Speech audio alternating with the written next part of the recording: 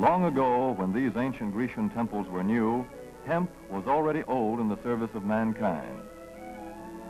For thousands of years even then, this plant had been grown for cordage and coarse cloth in China and elsewhere in the East. For centuries prior to about 1850, all the ships that sailed the western seas were rigged with hempen rope and sails. For the sailor, no less than the hangman, hemp was indispensable.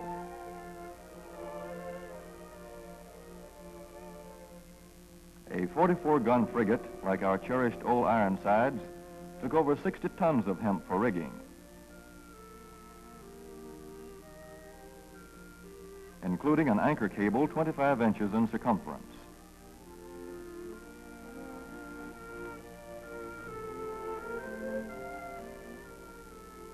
The Conestoga wagons and prairie schooners of pioneer days were covered with hempen canvas. Indeed, the very word canvas comes from the Arabic word for hemp. In those days, hemp was an important crop in Kentucky and Missouri. Then came cheaper imported fibers for cordage, like jute, sisal, and manila hemp, and the culture of hemp in America declined. But now, with Philippine and East Indian sources of hemp in the hands of the Japanese, and shipment of jute from India curtailed, American hemp must meet the needs of our Army and Navy as well as of our industries. In 1942, patriotic farmers at the government's request planted 36,000 acres of seed hemp, an increase of several thousand %. The goal for 1943 is 50,000 acres of seed hemp. In Kentucky, much of the seed hemp acreage is on river bottom land such as this, along the Kentucky River Gorge. Some of these fields are inaccessible except by boat. Thus, plans are afoot for a great expansion of the hemp industry as a part of the war program. This film is designed to tell farmers how to handle this ancient crop, now little known outside Kentucky and Wisconsin. This is hemp seed. Be careful how you use it. For to grow hemp legally, you must have a federal registration and tax stamp. This is provided for in your contract. Ask your AAA committeeman or your county agent about it. Don't forget, hemp demands a rich, well-drained soil such as is found here in the bluegrass region of Kentucky or in central Wisconsin.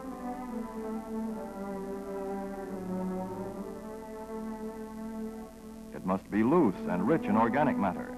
Poor soils won't do. Soil that will grow good corn will usually grow hemp. Hemp is not hard on the soil. In Kentucky, it has been grown for several years on the same ground, though this practice is not recommended. A dense and shady crop, hemp tends to choke out weeds. Here's a Canada thistle that couldn't stand the competition. Dead as a dodo. Thus, hemp leaves the ground in good condition for the following crop. For fiber, hemp should be sown 5 pecks to the acre. With drill, the closer the rows, the better. These rows are spaced about 4 inches. This hemp has been broadcast. Either way, it should be sown thick enough to grow a slender stalk.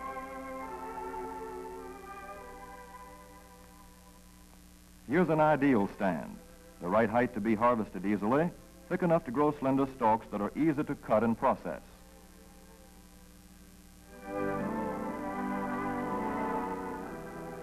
Stalks like these here on the left, they yield the most fiber and the best.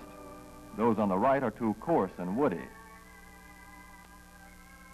For seed, hemp is planted in hills like corn, sometimes by hand. Hemp is a dioecious plant. The female flower is inconspicuous, but the male flower is easily spotted. In seed production, after the pollen has been shed, these male plants are cut out. These are the seeds on a female plant. Hemp for fiber is ready to harvest when the pollen is shedding and the leaves are falling. In Kentucky, hemp harvest comes in August. Here, the old standby has been the self-rake reaper, which has been used for a generation or more. Hemp grows so luxuriantly in Kentucky that harvesting is sometimes difficult, which may account for the popularity of the self-rake with its lateral stroke.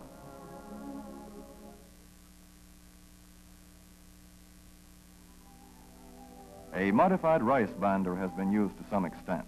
This machine works well in average hemp.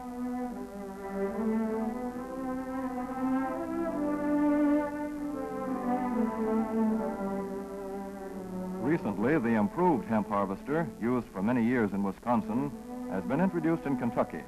This machine spreads the hemp in a continuous swath. It is a far cry from this fast and efficient modern harvester to the Armstrong model of yore.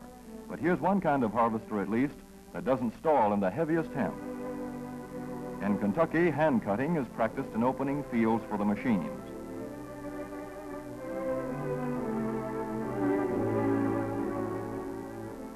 In Kentucky, hemp is shucked as soon as safe after cutting, to be spread out for retting later in the fall.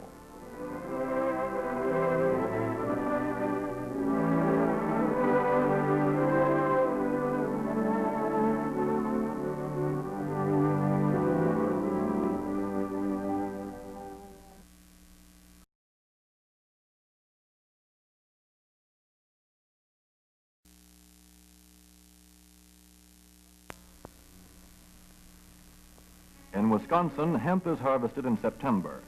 Here, the hemp harvester with automatic spreader is standard equipment. Note how smoothly the rotating apron lays the swaths preparatory to retting. Here it is a common and essential practice to leave headlands around hemp fields. These strips may be planted to other crops, preferably small grain. Thus, the harvester has room to make its first round without preparatory hand cutting. Here, the machine is running over corn stubble. When the cutter bar is much shorter than the hemp is tall, overlapping occurs. Not so good for retting. The standard cut is 8 to 9 feet. The length of time hemp is left on the ground to ret depends on the weather. The swaths must be turned to get a uniform ret.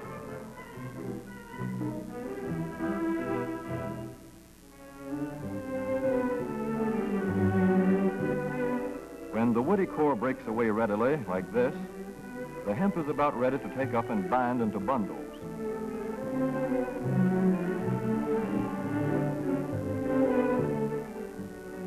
Well-retted hemp is light to dark gray.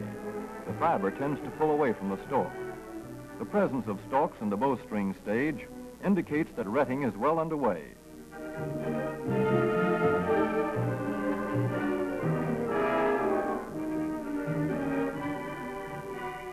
When hemp is short or tangled, or when the ground is too wet for machines, it is bound by hand.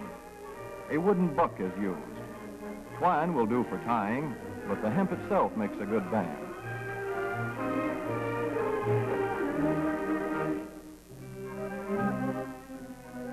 When conditions are favorable, the pickup binder is commonly used.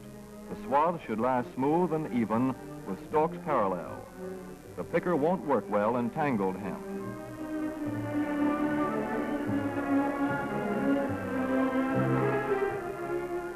After binding, hemp is shucked as soon as possible to stop further retting. In 1942, 14,000 acres of fiber hemp were harvested in the United States.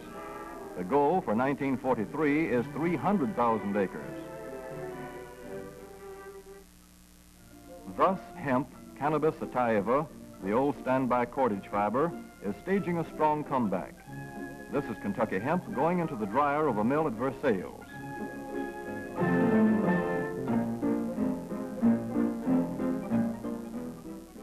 In the old days, breaking was done by hand, one of the hardest jobs known to man.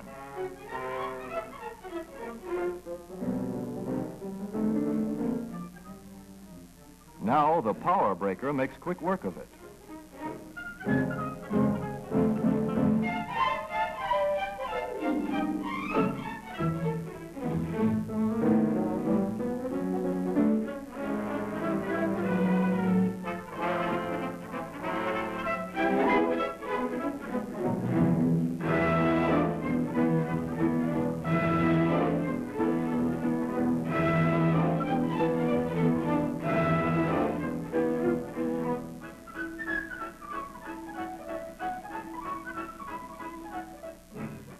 Spinning American hemp into rope yarn or twine in the old Kentucky River Mill at Frankfort, Kentucky. another pioneer plant that has been making cordage for more than a century.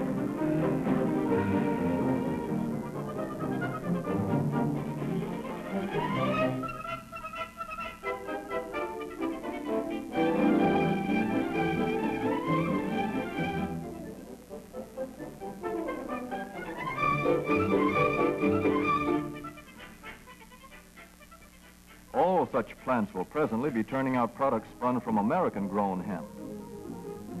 Twine of various kinds for tying, winding armatures, and upholsterers' work. Rope for marine rigging and towing, for hay forks, derricks, and heavy-duty tackle. Light-duty fire hose. Thread for shoes for millions of American soldiers. And parachute webbing for our paratroopers.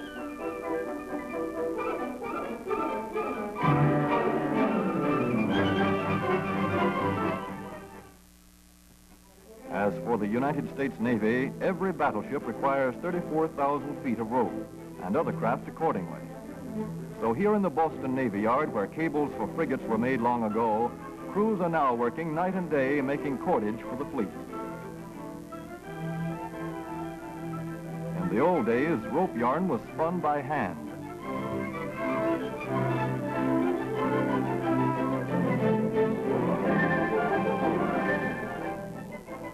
Today, even the rope walk is mechanized. 160 fathoms to go.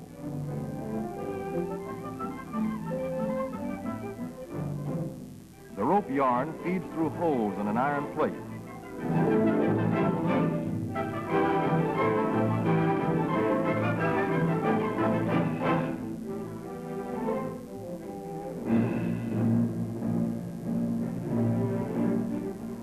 This is Manila hemp from the Navy's rapidly dwindling reserve. When that is gone, American hemp will go on duty again. Hemp for mooring ships, hemp for tow lines.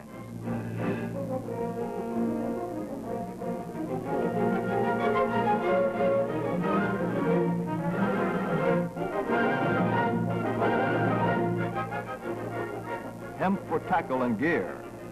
Hemp for countless naval uses, both on ship and shore. Just as in the days when old Ironside sailed the seas victorious, with her hempen shrouds and hempen sails.